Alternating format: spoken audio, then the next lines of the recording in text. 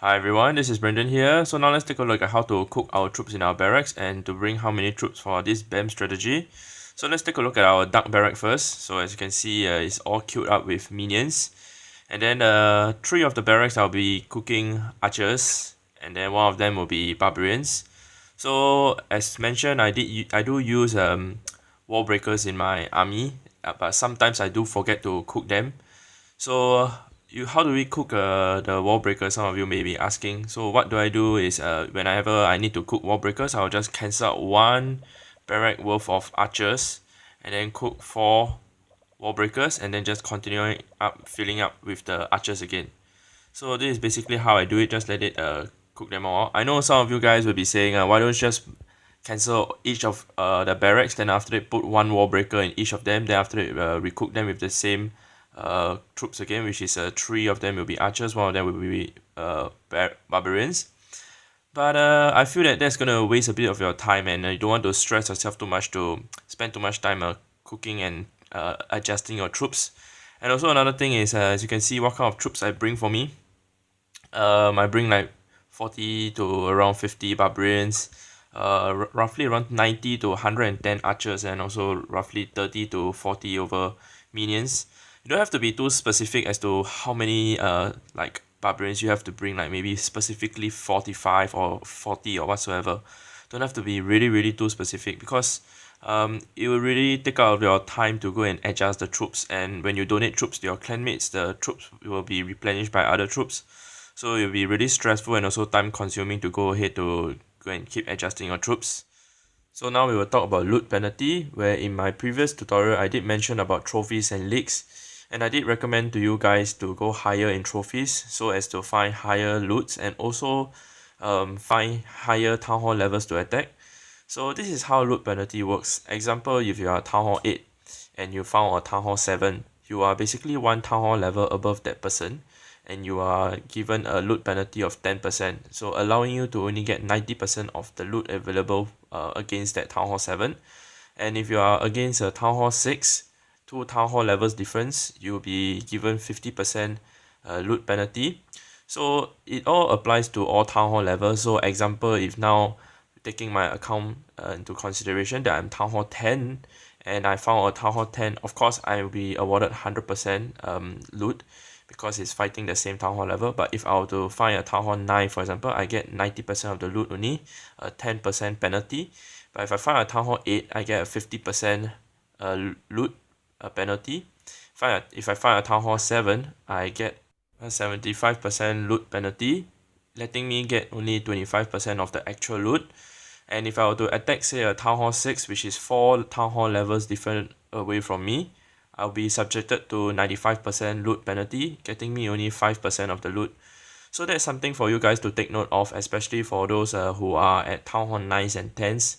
Because if you are very low in trophies and leagues, example, if you are at silver or even at bronze, or people who are farming at low gold leagues, it's rather hard to find loot in my opinion, especially for Town Hall 10. That's why I recommend farming at like a Crystal 1 or even Master 3 for a Town Hall 10, so that you will be able to find such loots that I'm showing you guys now, especially for date bases. So the next thing that I would like to talk about are difficult bases of how to attack. So for those replays that I'm showing you guys, they are quite a tough base to attack, and also I do have my king and queen with me for this moment, and also I do have the spells that I brought along. So I'll also be showing you guys how to use the spells properly.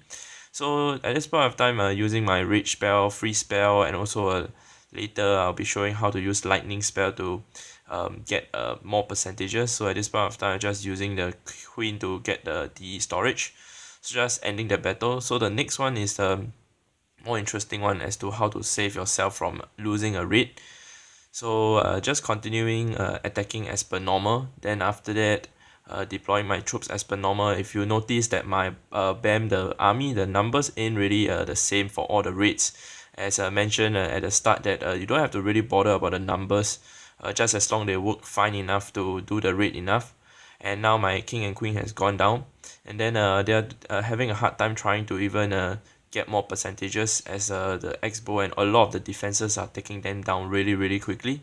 So we will carry on to see how it will go as to save myself from losing this attack. So as of now, the percentage is rather close, and now the queen has gone down, and looking at how to get this last percentage. The thing to take note when you want to lightning something, I will recommend lightning a builder heart or even a hero altar, as the HP of the two structures are at 250 hit points. So just one lightning itself will be able to destroy them. If you were to drop the lightning say on other structures, there's a risk that they might not go down. Although like a barrack is low enough in HP to be one hit KO by a lightning, but if you were to drop it wrongly, there's a chance that it might not even go down. So this particular base, as you can see, is quite a difficult base to ban, because a lot of the defenses are very exposed and also taking out my troops really quickly, and there are not many structures on the outside for me to clear to get a 50%. So I have to use both my heroes at this point of time.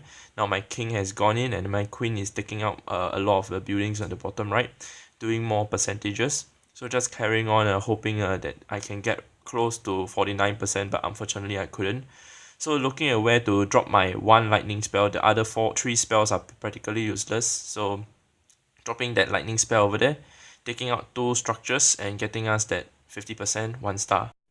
So before we end this video, I hope you guys have learned something out of it. If you haven't watched my last 4 tutorials, do take a look at it, as it will definitely help you guys to improve your raids and also your farming. And also in my next video, I'll be talking about searching for bases, as to how to increase your searching speed and also what to look out when you are searching for bases. In addition to farming timings, where I'll be talking about what would be the best time to farm at and also the worst time to farm at. So do stay tuned for it, and don't forget to leave a like and also state in the comment section below as to how these tutorials have been helping you in your farmings.